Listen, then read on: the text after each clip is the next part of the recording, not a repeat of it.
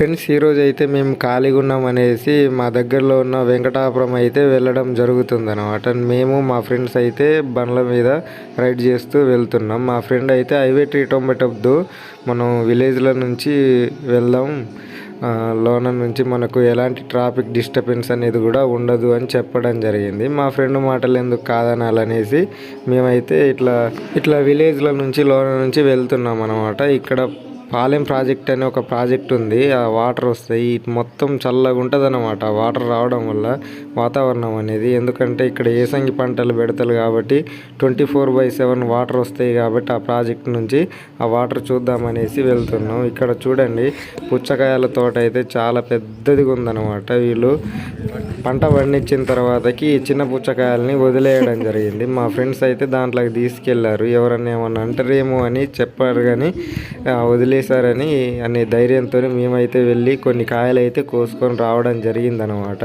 అవి తిని చూస్తే అవి ఎలా ఉన్నాయంటే మొత్తం ఎండకి నీరు పట్టిపోయి టేస్ట్ అనేది బాగులేదు, అంత బాగులేదు.